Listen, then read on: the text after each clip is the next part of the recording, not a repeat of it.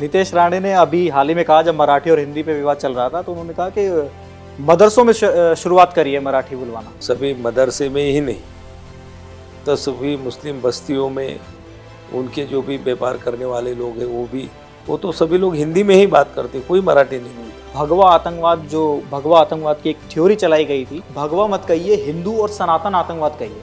कि भाई उनका नाम पृथ्वीराज, उनके माँ बाप ने क्या सोच के रखा होगा। खाने में क्या पसंद है?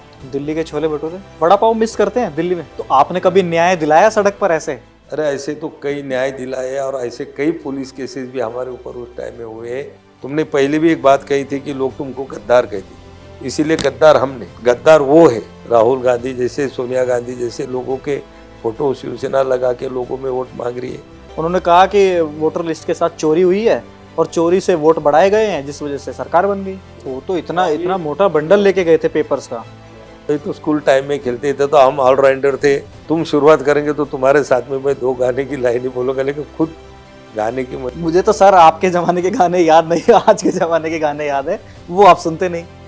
भाऊ बोले तो इधर भाई, हाँ मराठी में उसको भाऊ बोलते, तो प्रतापराव भाऊ करके बोले, अरे भाऊ नहीं तो ऋषि, तू आ जाओ, मेरे बेटे का नाम ऋषि है। तो आपने लास्ट वीडियो कौन सा देखा था यूट्यूब पे? न्यूज में आप इंडिया टीवी देखते हैं। अच्छा, प्रतापराव जाधव अगर नेता नहीं होते, राजनीति में नहीं होते, तो वो किस में होते? देखिए, देश के राजनेताओं को अगर आप चुनते हैं तो उनसे हिसाब लेने का भी समय होना चाहिए।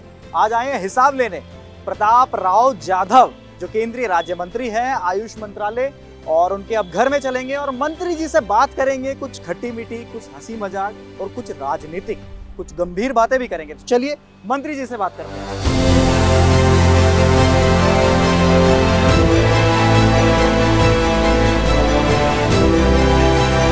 चलिए मंत्री जी के घर में पहुंच चुके हैं और मंत्री जी भी बाहर आ गए हैं। उनसे अब बात करेंगे और जानेंगे उनके मंत्रालय के बारे में और महाराष्ट्र की राजनीति के बारे में भी जानेंगे। सर, बहुत बहुत शुक्रिया आपका इंडिया टीवी में स्वागत है। धन्यवाद। तो सर, संसद का सत्र कैसा चल रहा है? अभी तो आप देख ही रहे हैं, विपक्ष वाले तो संसद का सत्र चलन दे रहे नहीं है, हंगामा हो रहा है। हंगामा हो रहा है। आइए सर, ये इंटरव्यू हिंदी में रहेगा। हाँ, हिंदी में ही बात करेंगे। विवाद जो है भाषा का चल रहा है, मराठी और हिंदी। तो एक सिंपल सा सवाल रहेगा कि जिस तरह से अगर मनसे और उद्धव साहब एक साथ आ गए, तो जो उत्तर भारतीय हैं या जो नॉन मराठी जो बोलते हैं, उनके साथ इस तरह का व्यवहार हो रहा है, तो क्या एक मैसेज सही जा रहा है या गलत जा रहा है? निश्चित रूप से ऐसा भाषा का विवाद करना निश्चित रूप से गलत बात है। ये देखो, हिंदी और मराठी ये दोनों मौसीरी बहन है, क्योंकि दोनों की भी जो लिपि है वो देवनागरी। निश्चित रूप से महाराष्ट्र में मराठी का सम्मान होना चाहिए। मराठी हमारे महाराष्ट्र की मातृभूमि है, उसका सम्मान सभी करना चाहिए। ज़्यादा से ज़्यादा लोगों ने मराठी में ही बात वहाँ पर करना चाहिए। इसका मतलब ये नहीं कि भाषा के माध्यम से वाद विवाद, लड़ाई या मारामारी करना निश्चित रूप से उचित नहीं। सर, मराठी भाषा की तो बात की, लेकिन अब बीएमसी के इलेक्शंस भी आ रहे हैं, तो क्या ऐसा लगता है कि उद्धव ठाकरे और राज ठाकरे एक साथ जो आए हैं, क्या चुनावों की वजह से साथ आए हैं? ये देखिए, अभी आप सभी को मालूम है कि मुंबई के बीएमसी के चुनाव जल्दी होने वाले हैं, और मुंबई जो शहर है और बीएमसी का जो भी बजट है, लगभग अपने देश के 14-15 राज्यों से भी मुंबई का बजट ज़्यादा आता है। लगभग 50,000 करोड़ से भी ज़्यादा बजट मुंबई का आर्थिक बजट वहाँ पर होता है। तो सभी पार्टियाँ ये चाहती है कि मुंबई पर मेरा कब्जा रहे, चाहे वो उद्धव ठाकरे जी की शिवसेना हो, राज ठाकरे जी हो। लेकिन मुझे लगता है कि ये दोनों भाई साथ में आने से भी मुंबई में ज़्यादा फर्क गिरने वाला नहीं है, क्योंकि अभी जो विधानसभा के चुनाव हुए, विधानसभा के चुनाव में जो हिंदू वोट बैंक है वो ज़्यादातर हमारे महायुति के साथ में ही वहाँ पर रही, और इसीलिए मुंबई में ज़्यादातर विधायक महायुति के ही चुन के आए। एकनाथराव शिंदे जी के नेतृत्व में हमारी शिवसेना आगे बढ़ रही है। तो बीएमसी के होने वाले चुनाव में निश्चित रूप से हमारी महायुति ही चुन के आएंगी, और अगला जो महापौर है वहाँ का वो हमारे महायुति का ही बनेगा। तो शिंदे साहब अपनी पार्टी को लेके अकेले चुनाव लड़ेंगे कि बीजेपी के साथ लड़ेंगे? नहीं, देखो, महाराष्ट्र में हमारी बीजेपी के साथ में हमारी पुरानी साठगांठ है, पुरानी हमारी युति है। आज अभी से नहीं तो बाला साहब ठाकरे थे जब से 1990 से हमारी और बीजेपी की युति महाराष्ट्र में चलती आ रही। हमारे दोनों पार्टियों की विचारधारा एक है और ये होने की वजह से हमारे कार्यकर्ताओं की विचारधारा भी मेल खाती है। इसीलिए हम महायुति में ही महाराष्ट्र के सभी चुनाव अभी तक लड़ते आए। आगे भी हम महायुति के माध्यम से ही वो चुनाव लड़ेंगे और जीतेंगे। एनसीपी भी साथ रहेगी?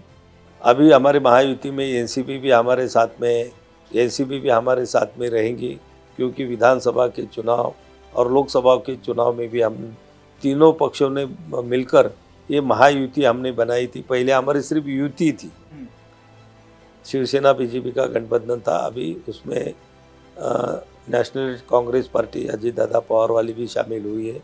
तो हम तीनों मिलकर महाराष्ट्र के सभी चुनाव, चाहे वो जिला पंचायत के चुनाव हो, चाहे वो नगर पंचायत या नगर पालिका के चुनाव हो, या मुंबई कॉरपोरेशन के चुनाव हो, सभी हम महायुति में ही लड़ेंगे।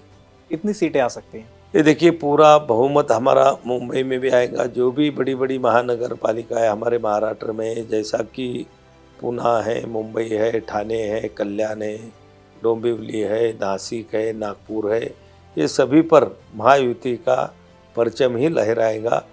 इतना बड़ा मैंडेट लोगों ने दिया। लगभग 288 में से 235 तक सीटें लोगों ने हमारी जिताई। अपोजिशन वालों को विरोधी पक्ष नेता या अपोजिशन लीडर बनाने के इतने भी विधायक उनके किसी के चुन के नहीं है। इसीलिए वही लोगों में चाहते हैं कि महायुति ही लोगों के कल्याणकारी योजना ला सकती है, लोगों के विकास के काम कर सकती है और लोगों को राहत दे सकती है। तो जनता का जो है पूरा समर्थन महायुति के साथ हमारे साथ ही रहेगा। आपने सीटें नहीं बताई, लेकिन अभी सीटें मैंने उनको विधानसभा की सीटें गिन के बताइए।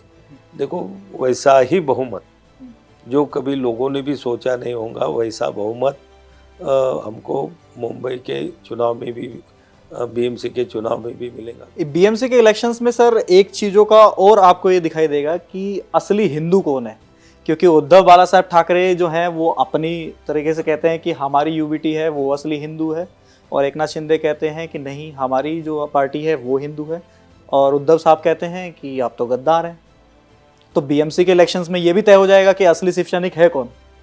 ये देखिए, असली शिव सैनिक एकनाथराव शिंदे जी के नेतृत्व में जो शिवसेना है और उनके साथ गए हुए जो भी शिवसेना के कार्यकर्ता शिव सैनिक है, वही खरे अर्थ मायने से बाला साहब की विचारधारा के शिवसेना के शिव सैनिक।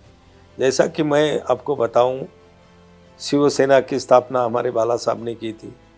हमारे पार्टी को शिवसेना 4 अक्षरों का नाम बाला साहब ने दिया। जो हमारी धनुष्य बाण या जिसे हिंदी में तीर कमान कहते हैं, ये निशानी भी बाला साहब ने ली हुई थी। कट्टर हिंदुत्ववादी विचारधारा हमारे बाला साहब की थी। ये तो सभी हमारे एकनाथराव शिंदे जी के पास है, हमारे साथ में है। उद्धव जी के पास में ना तो बाला साहब की हिंदुत्ववादी विचारधारा है, ना बाला साहब की नीतियाँ है, ना वो उनके धनुष्य बाण की निशानी भी चुनाव आयोग ने उनके पास रखी है। तो उनके पास कहने जैसा कुछ नहीं। और अभी जो हम देखते हैं कि अभी जो महाराष्ट्र में जो हमारे धार्मिक स्थल थे या मस्जिदों पर जो बड़ी बड़ी आवाज़ों में लाउड स्पीकर चलते थे, जो गैर कानूनी थे, जिनको पुलिस से परमिशन नहीं थी, बड़ी आवाज़ों में सवेरे सवेरे चलाए जाते थे, तो सुप्रीम कोर्ट के निर्देश के अनुसार उसको उतारने का काम शुरू हुआ है। तो वो भोंगे का भी समर्थन उद्धव ठाकरे और संजय राउत जैसे लोगों ने किया। मुस्लिम के बारे में हर चीज़ों का और मुस्लिम को संगठनों का समर्थन करने का काम ये लोगों ने किया है। विधानसभा के चुनाव में जो मुंबई में जो बहुत बड़ा बॉम्ब स्क्वाड हुआ था, ट्रेन में जो बॉम्ब फटे गई थी, उसमें के जो भी आरोपी थे वो उबाटा के चुनाव के रैली में पाकिस्तानी झंडा लेके प्रचार में आ गए थे। तो इतनी उनकी विचारधारा बदलने के बाद में जो भी कट्टर हिंदुत्ववादी विचारधारा वाला मतदार है वो कभी उबाटा को मतदान नहीं करेगा, और उन्होंने किया भी नहीं विधानसभा में। नीतीश राणे का नाम सुना होगा। नीतीश राणे ने अभी हाल ही में कहा, जब मराठी और हिंदी पे विवाद चल रहा था, तो उन्होंने कहा कि मदरसों में शुरुआत करी है मराठी बुलवाना। ये बात सही है। अभी तुम देखते हैं कि मैंने पहले बोला कि महाराष्ट्र ये मराठी लोगों का महाराष्ट्र है। महाराष्ट्र में मराठी बोलना चाहिए, मराठी का सम्मान होना चाहिए, लेकिन इसका मतलब ये नहीं कि हम दूसरी भाषा बोलने वाले के ऊपर अत्याचार करें। और अभी जो देखा है कि अभी हमारे महाराष्ट्र में भी सभी मदरसे में ही नहीं तो सभी मुस्लिम बस्तियों में उनके जो भी व्यापार करने वाले लोग हैं वो तो सभी लोग हिंदी में ही बात करते, कोई मराठी नहीं बोलता और उनको कोई मराठी सिखाने की हिम्मत भी नहीं कर रहा है। सही मायने में अगर महाराष्ट्र में जो भी लोग रहते हैं उन्होंने मराठी बोलना चाहिए, ये बात अगर सही है तो निश्चित रूप से वो लोगों से भी मराठी बुलवाना चाहिए, लेकिन वो बुलवाने की हिम्मत ये लोगों में नहीं है। ये लोगों में से मतलब जो मराठी के खिलाफ हिंदीवादियों को लोगों को मारझोड़ करते हैं या लोग हिंदी नहीं आने के माध्यम से वो लोगों से झगड़े पिटाई होती है, तो वो लोगों से कहना है कि भाई सभी लोगों को फिर आप करना है तो फिर जो भी मुस्लिम बस्तियाँ है, जो भी मुस्लिम मदरसे है, वहाँ पर भी मराठी की सख्ती हम लोगों ने करना चाहिए। महाराष्ट्र निकल के अब सर वापस केंद्र की राजनीति पर आते हैं। मॉनसून सत्र के अंदर एक तरह से ऑपरेशन सिंदूर, ऑपरेशन महादेव, पाकिस्तान, पहलगाम, इन सब पर बहस होनी थी। और उसके बाद जिस तरह से विपक्ष का जो रवैया था, विपक्ष कह रहा था नरेंद्र सरेंडर। प्रधानमंत्री भी आए, लोकसभा में स्पीच दी और उन्होंने कहा कि किसी भी तीसरे नेता या किसी तीसरे देश का योगदान नहीं था, ना किसी तीसरे देश ने कहा कि सीज़फायर हो। ये देखिए, आपने देखा कि जो पहलगाम में जो पाकिस्तानी अतिरेकियों ने हमारे हिंदुओं पर हमला किया और हिंदुओं को चुन चुन कर उनको वहाँ पर उनकी हत्याएं की गई। हमारे माता बहनों के सामने उनके माथे का सिंदूर वहाँ पर उजाड़ा गया और ये घटना कुछ हमारे देश में पहली नहीं थी। जब कांग्रेस का राज था तो इससे भी बड़े बड़े कांड पाकिस्तानी आतंकवादियों ने हमारे देश में, चाहे मुंबई हो, चाहे बेंगलोर हो, चाहे दिल्ली हो या जो भी बड़े बड़े शहर है, उसमें तो बहुत सारे ऐसे बॉम्ब कांड उन्होंने वहाँ पर गड़ाए, वहाँ पर उन्होंने बॉम्ब स्फोट किए और उसमें भी सैकड़ों लोगों की जानें उस टाइम में भी गई थी। लेकिन उसका प्रतिकार कभी कांग्रेस के टाइम में नहीं हुआ। सिर्फ वो उनका निषेध करते थे, दुख व्यक्त करते थे, इसके सिवा उन्होंने कभी पाकिस्तान को सबक सिखाने का काम नहीं किया। तो नहीं, वो तो कहते हैं कि हमारे टाइम पर इंदिरा गांधी ने तो एक पाकिस्तान का टुकड़ा ही छीन लिया था। ये देखिए, वो बांग्लादेश की बात वो भी बताऊंगा, लेकिन ये जो बॉम्ब स्फोट होते, मुंबई बॉम्ब स्फोट हुए, उसमें सैकड़ों लोग उसमें मारा गए। उसके बाद में मुंबई पे दूसरा अटैक वहाँ पर हुआ, उसमें भी सैकड़ों लोग वहाँ पर उसमें मारे गए। क्या किया कांग्रेस वालों ने? कभी उसका जवाब दिया? लेकिन पहलगाम भी नहीं, इसके पहले भी जब पाकिस्तानी आतंकवादियों ने हमारे सैनिकों के ऊपर, हमारे नागरिकों के ऊपर उन्होंने जब बम स्फोट करा के उनकी जानें लेने की कोशिश की, तो जब से मोदी जी पंतप्रधान बने तो उन्होंने उसका सीधा जवाब पाकिस्तान को सिखाया। कभी एयर स्ट्राइक किया, कभी उनको अंदर घुस के मारा। और ये बारी भी आपने देखा था कि नरेंद्र मोदी जी ने ही हमारे सैन्य को पूरी छूट दी थी, अधिकारियों को छूट दी थी कि हमें हमारे ये जो बहनों के माथों का सिंदूर उजाड़ा गया है, जो हमारे हिंदुओं की चुन चुन कर हत्या की गई, उनके घर में घुसकर वो आतंकवादियों के ठिकानों को हमको उद्ध्वस्त करना है, उनको ठिकाने पे लाना है। और वो काम मोदी जी ने करके बताया। आपने कहा कि रही बांग्लादेश की निर्मित की बात, उस समय की बात जो थी इंदिरा जी के टाइम में, निश्चित रूप से बांग्लादेश की निर्मित उनके टाइम में हुई, लेकिन उस टाइम में हमारे भारत के ऊपर पाकिस्तान ने हमला नहीं किया था। पाकिस्तान का जो कार्रवाई चल रही थी या पाकिस्तान से के लोगों से जो तकलीफें हो रही थी वो बांग्लादेशी लोगों को हो रही थी, और इसके डर से बांग्लादेशी लोग हमारे हिंदुस्तान में घुसपैठिया कर रहे थे। करोड़ों लोग हमारे हिंदुस्तान में निराश्रित के रूप में हमारे भारत में आ गए थे, और ये बोझ हमारा भारत सह नहीं सकता था। तो मजबूरन उस टाइम में हमको ये लगता था कि अगर पाकिस्तान भी उनके लोगों को, यार बांग्लादेशी लोगों तो उनके देश में ही वो सभ्यता से और अच्छी तरह से वो अपना वहाँ पर जीवन व्यतीत करे, वहाँ पर ही रहे। और जब वो वैसा नहीं होता दिखाई दिया, तो तब हमारे भारत देश के सैनिकों ने, हमारी इंदिरा गांधी प्रधानमंत्री थी, उन्होंने भी निर्णय लेके पाकिस्तान के ऊपर हमने चढ़ाई की। और उसी टाइम बांग्लादेशियों ने खुद के लिए बांग्लादेश अलग बना लिया। जीत हमारी हुई थी, लेकिन उस टाइम में ये कांग्रेस वाले नहीं बताते कि उनके करोड़ों सैनिक हमारे पास में हमने कब्जे में ले रखे थे। उस टाइम में अगर हम बोलते कि पाक व्याप्त कश्मीर हमें वापस दे दो, तो निश्चित रूप से 93,000 सैनिक हमारे पास बंधक थे। तो फिर उस टाइम में वो जो कश्मीर का जो कुछ अंश उनके ताबे में अभी है, पाक व्याप्त जो कश्मीर है, जिसमें पाकिस्तान थोड़ा कब्जा करके बैठा है, तो वो वापस मिल सकता था। और ये जो पाक व्याप्त कश्मीर भी जब हमारे इसमें से अलग हुआ, तो वो भी जब पंडित जवाहरलाल नेहरू ही प्रधानमंत्री थे, तभी अगर कार्रवाई की जाती, हमारे सैनिकों को छूट दी जाती, तो उस टाइम में सीज फायर किसने किया था? बांग्लादेश की निर्मिति करने के बाद भी सीज फायर कैसा हुआ? तो हम तो पूरा पाकिस्तान, लाहौर तक हमारे सैनिक चले गए थे, तो हम तो पूरा पाकिस्तान हमारे हिंदुस्तान में ले सकते थे।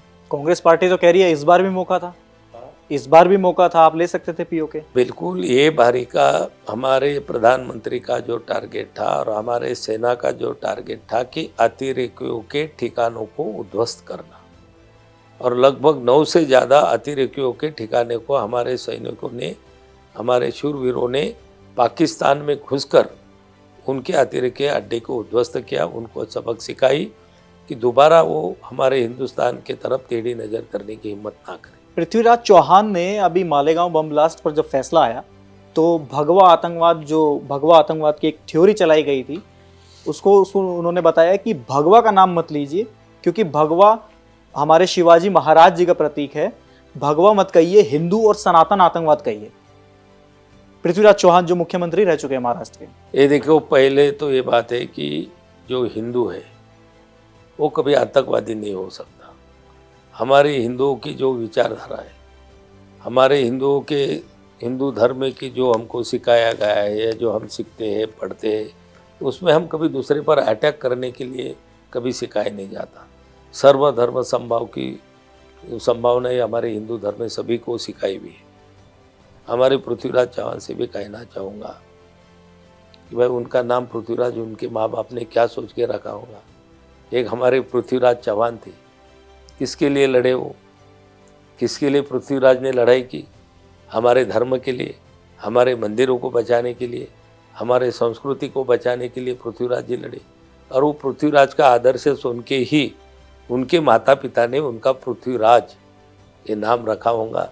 मुझे लगता है उनको नाम को शोभा दे ऐसे वक्तव्य पृथ्वीराज जैसे एक सीनियर, जो कि सेंट्रल में मिनिस्टर रहे, महाराष्ट्र में मुख्यमंत्री रहे, ऐसे लोगों ने ऐसी बातें नहीं करना चाहिए हिंदू धर्म के बारे में। सर, आपके मंत्रालय से संबंधित सवाल पूछते हैं। आयुष मंत्रालय आपकी जिम्मेदारी है, तो आयुष मंत्रालय को आप कितना समझ पाए? 10 साल में जो बोलते हैं कि आपने मंत्रालय को कितना समझा, तो ये मंत्रालय में 10 साल में तो बहुत काम किया।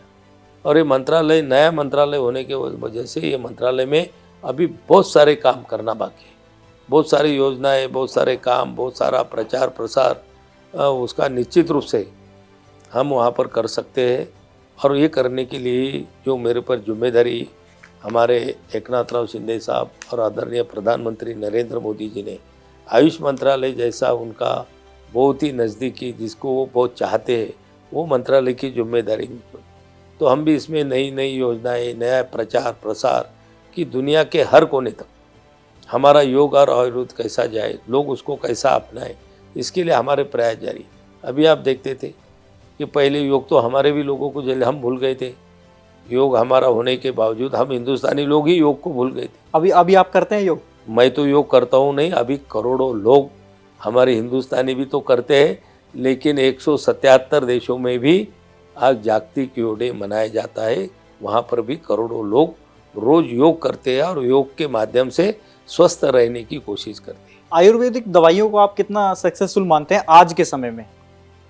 ये देखिए, अभी मैं जो लगभग 1 साल से ज़्यादा हो गया मैं आयुष मंत्री बन के, तब से मैं देख रहा हूँ, और बहुत सारे वैद्य लोग होंगे, आयुर्वेदिक क्षेत्र में काम करने वाले संत लोग होंगे, ये बहुत सारे लोग मुझे मिलते हैं। और उनकी जब मैं सुनता हूँ तो देखो, आयुर्वेद की दवाओं में भी इतनी ताकत है कि बड़ी से बड़ी बीमारी भी दुरुस्त करने की ताकत हमारे आयुर्वेद में है।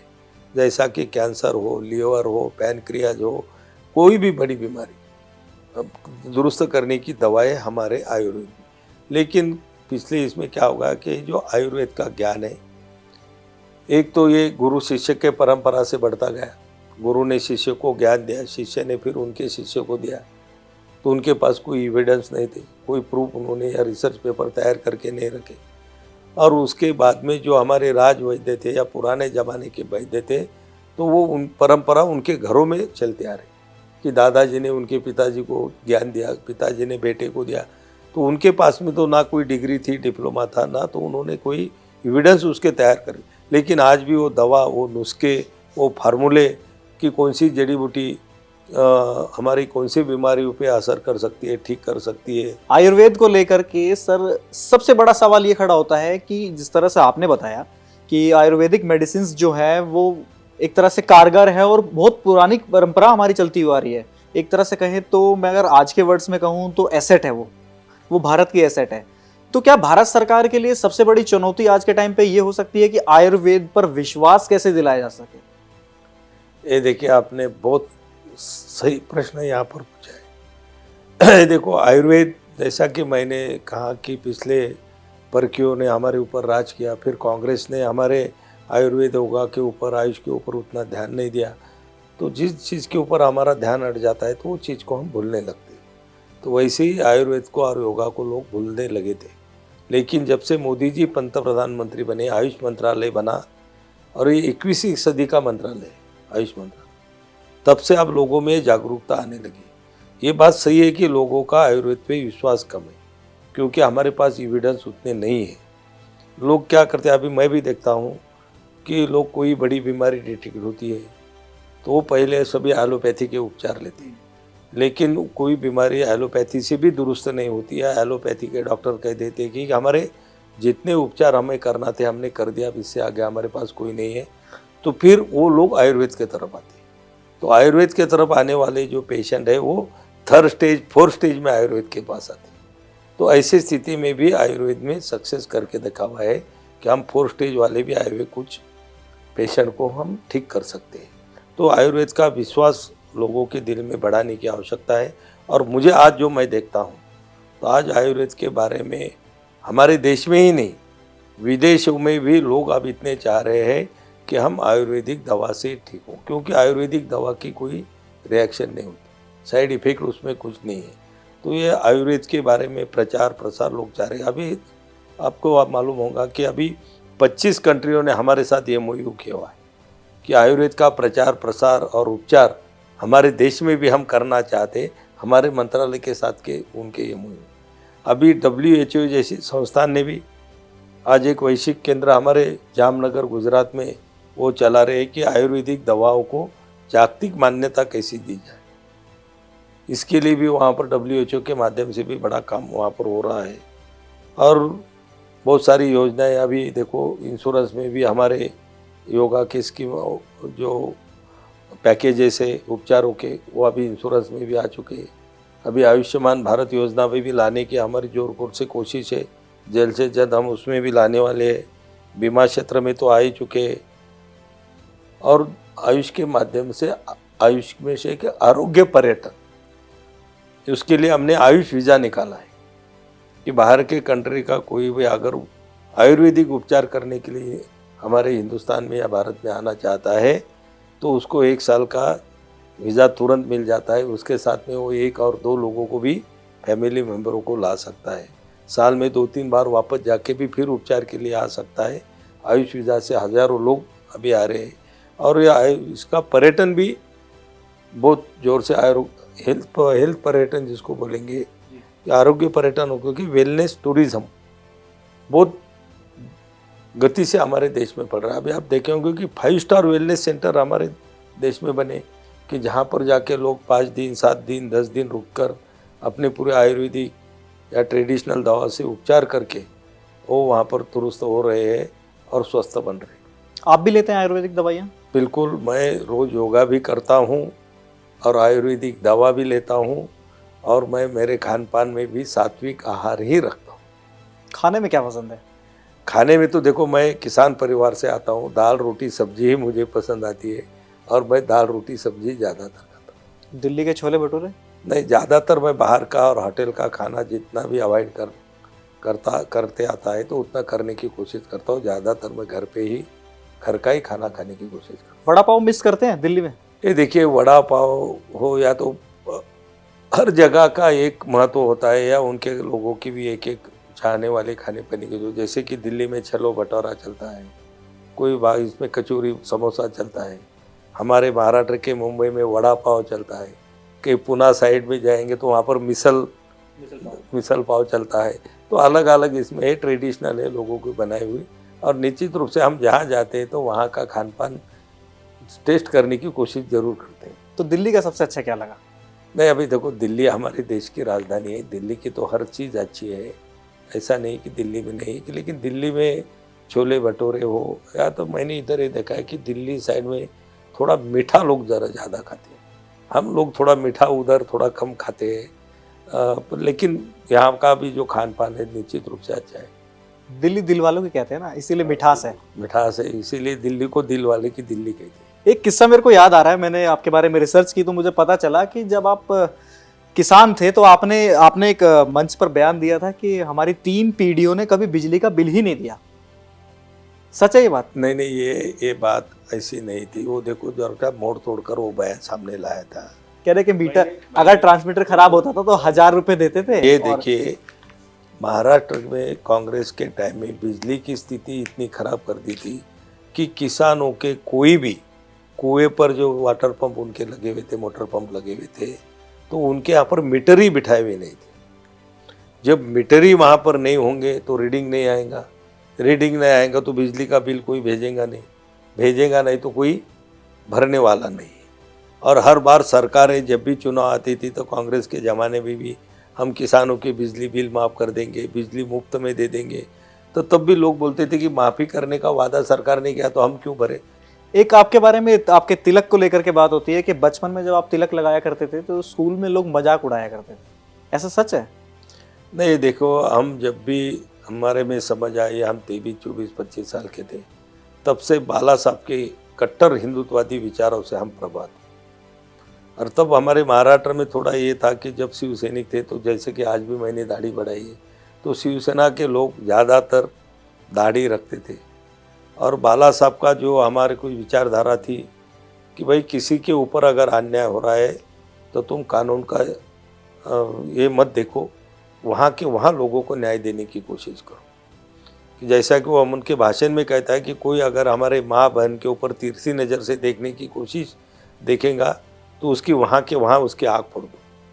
कोई अगर गलत मतलब से हमारे माता बहनी को छूने की कोशिश करेगा तो उसका हाथ वहीं पर छाट दो, जो होने का वो आगे हम देख लेंगे। तो ये विचारधारा थे, थोड़ी डैशिंग प्रवृत्ति के लोग शिवसेना में थे, तो इसीलिए फिर देते थे। लेकिन हम दाढ़ी बढ़ाने से फिर लोगों में शक आता था, तो दाढ़ी तो सभी लोग रखते थे। तो फिर इसमें भी कि हमने भी हमारे हिंदुत्व की पहचान लोगों को देना चाहिए, इसलिए हमारा हिंदुत्व का जो तिलक होता है, तो ज़्यादातर शिवसैनिक आप देखते होंगे वो अपने सर पर। तो आपने कभी न्याय दिलाया सड़क पर ऐसे? अरे ऐसे तो कई न्याय दिलाए, और ऐसे कई पुलिस केसेस भी हमारे ऊपर उस टाइम में हुए हैं। और इसीलिए मैं एक सामान्य किसान परिवार से आता हूँ। अगर बाला साहब के विचारों को लेके लोगों में अगर मैं काम करते गया, इसीलिए मैं इतना 35-40 साल से कितने चुनाव में मैं खड़े रहा, लोगों ने मुझे जिताते गए, हमने काम किया, बाला साहब के विचारों पर हम काम करते रहे, तभी तो हम लोगों को जिताते। हमारे पिताजी या दादाजी कोई राजनीतिक नेता नहीं थे, वो तो किसान परिवार से ही मैं हूँ, वो तो किसानी करते थे। सरपंच से मंत्री तक का सफर, ये सभी शिवसेना की देन है, बाला साहब विचारों का ही ये प्रभाव है। और लोगों ने में बाला साहब के विचारों की लोगों पर भी कितना प्रभाव है, और लोग भी बाला साहब के विचारों को कितना चाहते हैं, ये उसका उदाहरण है। कि मुझे अभी तक मैंने शिवसेना का जो हमारी निशानी है धनुष्य बाण के ऊपर, मैंने अभी तक 9 चुनाव लड़े। तुमने पहले भी एक बात कही थी कि लोग तुमको गद्दार कहते थे, देखिए गद्दार हम नहीं। मैं 1986-87 से शिवसेना बाला साहब के विचारों से प्रभावित होके मैं शिवसेना में शामिल हुआ था, और एक शिवसैनिक से लेकर जिला अध्यक्ष, संपर्क प्रमुख, शिवसेना के नेता, और मैंने 3 बार विधायक, 4 बार सांसद, एक शुरू के बार में जिला पंचायत का भी सदस्य रहा, तालुका पंचायत का सदस्य रहा। खेल मंत्री भी रहे थे आप। तो महाराष्ट्र में मंत्री भी रहा, पर जितने भी चुनाव मैंने सार्वजनिक चुनाव लड़े, सब में मेरी जो निशानी थी वो तीर कमान धनुष्य बाण ही थी, और मेरे बैनर पर बाला साहब ठाकरे का ही फोटो था, और जो हमारी पार्टी का नाम था वो शिवसेना के 4 शब्द जो बाला साहब ने दिए वही हमारे बैनर पर वहाँ रहते थे। हमारा कभी ना निशान बदली, ना पार्टी का नाम बदला, ना नेता का फोटो बदला। इसीलिए गद्दार हमने, गद्दार वो है कि जिन्होंने निशानी धनुष्य बाण उनके पास नहीं, शिवसेना का नाम उनके पास रहा नहीं, और बाला साहब के हिंदुत्ववादी विचार जिन्होंने छोड़ दिए। जो बाला साहब जिंदगी भर जो कांग्रेस का विरोध करते आए, वो कांग्रेस नेताओं के फोटो उनके बैनर पर आप लगने लगे। राहुल गांधी जैसे, सोनिया गांधी जैसे लोगों के फोटो शिवसेना लगा के लोगों में वोट मांग रही है। तो गद्दार कौन है? गद्दार हम नहीं, सही मायने में गद्दार है। और लोगों ने तो अभी तो चुनाव के माध्यम से बता दिया कि हमने 60 सीटें लड़ी, हमारी 80 सीटें एकनाथराव शिंदे जी के नेतृत्व में चुन के आई। उसका तो राहुल गांधी ने अभी संसद, सुनो मैं उसके बाद, और उन्होंने 100 सीटें लड़ी, उनकी 19-20 सीटें वहां पर चुन के। उन्होंने कहा कि वोटर लिस्ट के साथ चोरी हुई है और चोरी से वोट बढ़ाए गए हैं, जिस वजह से सरकार बन गई। ये देखिए, राहुल गांधी अभी एक पार्टी के नेता है, लेकिन बहुत ही अनमैच्योर से लगते हैं। चुनाव आयोग ये जो है तो एक स्वतंत्र विचारधारा, एक चुनाव एक हमारी अलग व्यवस्था है, उसके ऊपर संदेह लेना बोले तो ये बिल्कुल बच्चे जैसी हरकत है। क्योंकि सुप्रीम कोर्ट ने भी उनको सुना दिया कि ऐसी बातें ऐसे नेताओं ने नहीं करना चाहिए। जब लोकसभा में महाराष्ट्र में उनको ज़्यादा सीटें मिली, तब चुनाव आयोग के ऊपर उन्होंने ऑब्जेक्शन नहीं लिया। विधानसभा में इनकी सीटें हार गई। वो तो इतना मोटा बंडल लेके गए थे पेपर्स का, उसमें उन्होंने दिखाया कि इन लोगों के नाम फर्जी है, इनके एड्रेस नहीं है, और बता दिया कि पूरी तरह कैसे फर्जी है। ये पेपर, ये बंडल मीडिया में दिखाने से न्याय नहीं मिलेगा। हमारे देश में एक स्वतंत्र न्याय व्यवस्था है। अगर उनके पास इतने प्रूफ है तो फिर हाई कोर्ट में जाओ, सुप्रीम कोर्ट में जाओ और साबित करके देखो, बताओ। तो वो वहाँ जाके उनको साबित नहीं कर सकते। ये देखो, कागज तो कोई भी हाथ में लेके बैठता है, और झूठा आरोप करने के लिए कोई ज़्यादा ज्ञान की आवश्यकता नहीं होती। अच्छा, आपकी मुलाकात हुई है राहुल गांधी से? नहीं, मेरी ऐसी नेक टू नेक तो कभी मुलाकात नहीं हुई। कभी संसद परिसर में मिले? मैं भी, जब हम सामने, वो सामने बैठे रहे थे, उनके सामने हम बैठे रहे थे, वहाँ से हम उनको देखते हैं तो निश्चित रूप से एक विपक्ष का नेता और उनकी जिम्मेदारी कैसी होनी चाहिए, उनका लोकसभा में या उनका पॉलिटिकल कोई भी क्षेत्र में उनका बर्ताव कैसा होना चाहिए, ये देखकर निश्चित रूप से हमको लगता है कि यहाँ पर विपक्ष के हमारे देश में बहुत कमी है। सिर्फ आरोप लगाने से विपक्ष का काम पूरा नहीं होता। अच्छा, प्रताप राव जाधव अगर नेता नहीं होते, राजनीति में नहीं होते, तो वो किस में होते? अगर प्रताप राव जाधव राजनीति में नहीं होता तो निश्चित रूप से मैं किसानी कर रहा होता और खेत में काम कर रहा होता। क्योंकि ये देखिए, मैंने आपको बताया, मैं मेरे बारे में शॉर्ट में बताऊंगा कि बहुत सारे लोग पार्टियां बदलते, बहुत सारे लोग पार्टियां ज्वाइन करते, तो वो कुछ ना कुछ पद पाने के लिए पार्टियों में जाते कि किसी को विधायक बनना है, किसी को एमपी बनना है, किसी को कोई पद पे जाना है, तो पार्टी ज्वाइन कर ली। देखो, हमने जब 86-87 में शिवसेना ज्वाइन की थी, बाला साहब के विचारों से प्रभावित होकर, तब शिवसेना पॉलिटिकल पार्टी नहीं थी। शिवसेना एक हिंदुत्ववादी मराठी लोगों के लिए बनाया गया एक संगठन था। वो संगठन में हम शामिल हुए। शिवसेना की पॉलिटिकल पार्टी कब बनी? 1990 में। धनुष्यबाण निशानी हमको कब मिली? 1990 में। उसके 4 साल 4.5 साल से हम वो पार्टी को बढ़ाने का काम कर रहे थे। मैं मेरे ज़िले का शिवसेना का फाउंडर हूँ कि हमारे ज़िले में शिवसेना की शुरुआत हम लोगों ने की थी। इसीलिए बाला साहब आप पर भरोसा करते थे, क्योंकि आपने उत्तर महाराष्ट्र में, बाला साहब इसीलिए आप पर भरोसा करते थे क्योंकि आपने पूरे उत्तर महाराष्ट्र में शिवसेना के जो वर्चस्व है उसको स्थापित किया था। बिल्कुल, हमारा उत्तर महाराष्ट्र तो हमारे बॉर्डर पे, विदर्भ जो हमारा क्षेत्र आता है, विदर्भ ने मेरे जैसे अनेक शिवसैनिकों कई बार जेल में जाके पुलिसों के डंडे खा के हमने शिवसेना को बढ़ाने का काम, बाला साहब के विचारों को घर घर तक पहुंचाने का काम हमने उस पीरियड में। तो बचपन में आपने कभी सोचा नहीं कि मतलब फिल्मों में भी जाया जाए, क्रिकेटर बना जाए? और भी अलग अलग फील्ड है। मेरे बचपन से भी जो मेरे चाहते खेल रहे वो तो कबड्डी था, और मैं कभी कभी क्रिकेट भी खेल लिया करता था। बैट्समैन की बॉलर? ये तो स्कूल टाइम में खेलते थे तो हम ऑलराउंडर थे। जब हमारे ऊपर टाइम आता था तो हम फील्डिंग भी करते थे, कभी बॉलिंग भी करते थे, और बैटिंग का समय चांस मिला तो बैटिंग भी करते थे। तो लेकिन कबड्डी मैं बहुत अच्छी खेलता था ऐसे, लेकिन हम खेलने का शौक था, जाते थे। उससे एक मुझे मदद मेरे पॉलिटिक्स में ये हुई कि ये खेलने वाले सभी युवा लोग थे, और कबड्डी खेलने से सभी गांव के कबड्डी के प्लेयर और युवा लोगों से मेरी अच्छी दोस्ती हुई। और जब मैं पहली बार चुनाव में खड़ा रहा तो ये युवा लोगों ने बहुत मुझे मदद की। अरे तो आपने कबड्डी प्लेयर है, आपने हाथ में किसके साथ में, अपने कबड्डी खेली हुई है, चलो इनके साथ हम काम। तो उसके मेरे राजनीति में, मेरे चुन के आने में भी मेरे एक खेल का भी बहुत बड़ा योगदान रहा है। अच्छा, फिल्में देखते हैं आप? नहीं, अभी जब से तो मैं विधायक और MP बना तो मैंने दिल्ली में मैंने अभी 15-16 साल में एक फिल्म, वो भी 10-15 साल में हमारे एक अमिताभ बच्चन की कोई फिल्म उस टाइम में आई थी, तो हमारे सभी सांसदों ने आग्रह किया चलो देखने को जाते, तो गए, नहीं तो मैं कभी फिल्म नहीं देखी। और गाने वगैरह?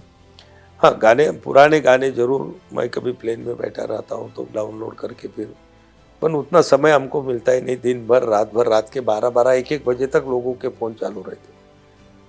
अच्छा, गानों की लिस्ट बनाई है आपने? नहीं, ऐसी कोई गाने की लिस्ट नहीं, कोई मेरे ऐसा नहीं, पर लेकिन गाने मैं सुनता हूँ, और नए गाने नहीं लेकिन पुराने गाने जरूर। पुराने में कौन से गाने सुनते हैं?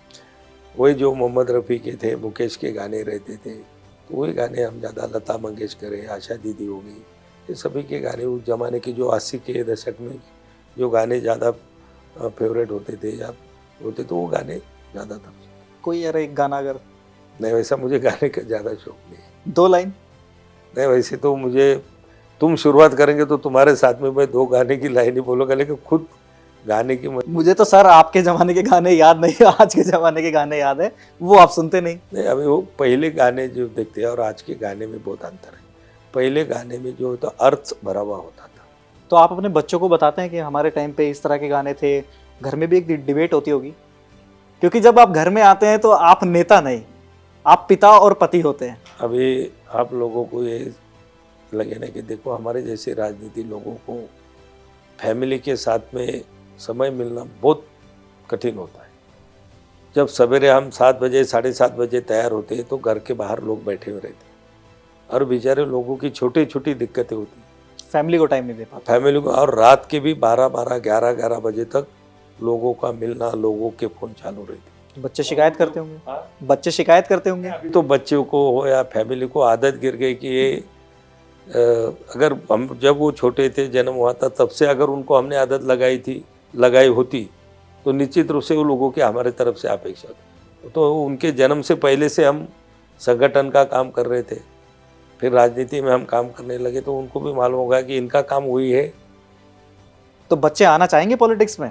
बात करते हैं पॉलिटिक्स की। वो बच्चे पॉलिटिक्स में आएंगे नहीं, अभी तो उनका है, लेकिन निश्चित रूप से जो हमारा काम देखते हैं तो लोगों के सुख दुख में जाने की कोशिश करते हैं। कि जब भी अभी जैसा कि हमारा इधर पार्लियामेंट्री सेशन चालू है तो मैं इधर हूँ, पर वहाँ पर कोई शादी होती तो बेटा, जो मेरे एक ही बेटा है, तो वो शादी में शामिल होता है। कहाँ पर कोई मौत वगैरह होती है तो वहाँ पर जाके सांत्वना पर भेंट देने की वो कोशिश करता है कि जो, पर मैं नहीं जाता तो लोग उनको फ़ोन करते हैं, अरे भाई भाऊ नहीं है, मुझे मेरे पूरे डिस्ट्रिक्ट में भाऊ के नाम से पहचान, भाऊ बोले तो इधर भाई, हाँ, तो मराठी में उसको भाऊ बोलते हैं। तो प्रताप राव भाऊ करके बोले, अरे भाऊ नहीं तो ऋषि तू आ जाओ, मेरे बेटे का नाम ऋषि है, तो फिर उसको भी जाना पड़ता है, वो भी जाता है।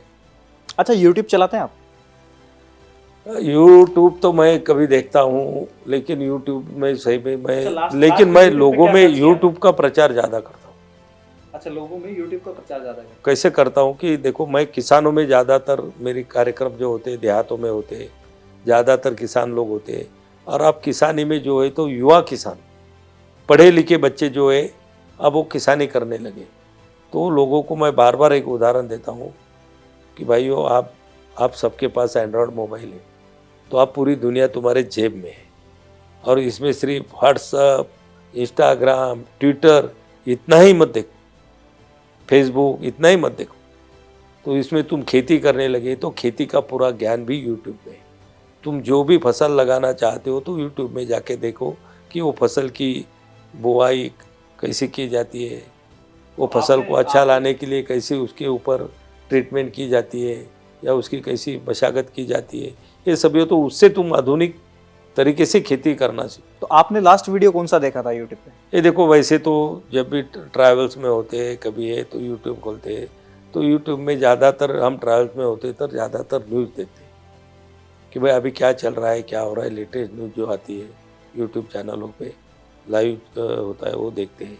और बाकी की भी बहुत सारी ऐसी चीज़ें यूट्यूब पर होती है, कई कहानियाँ होती है, कई लोगों के अनुभव वहाँ पर साझे होते हैं, तो जो भी आता है सामने तो देखते हैं, लेकिन रील बिल ज़्यादा मैं देखता नहीं हूँ। न्यूज़ में आप इंडिया टीवी देखते हैं, ये कहना चाह रहे हैं? इंडिया टीवी जो आता है, इंडिया टीवी का चैनल मैं हिंदी में भी देखता हूँ और मराठी में भी, हमारी इंडिया टीवी मराठी में भी है, वो भी मैं जरूर देखता हूँ। हमारा कौन सा शो अच्छा लगता है आपको? ये देखो, इंडिया टीवी में सभी शो जो चलते हैं तो निश्चित रूप से एक अच्छा चैनल है। तो सर, अब मंत्रालय में आपकी अगली चुनौती क्या होगी? आपका कोई एक ऐसा काम जो आप करना चाहते हैं कि डेडिकेटली इस चीज़ को मैं आगे जनता तक पहुंचाऊं? ये देखिए, कोई मेरा सबसे ज़्यादा है कि अभी देखिए हमारे प्रधानमंत्री ने आयुष्मान भारत कार्ड निकाला है कि जिसके माध्यम से 5 लाख रुपए तक के उपचार लोगों को फ्री में किए जाते हैं। लगभग 1950 से ज़्यादा पैकेज उसमें शामिल किए गए, लेकिन अभी तक हमारे आयुष के पैकेज उसमें शामिल नहीं हुए।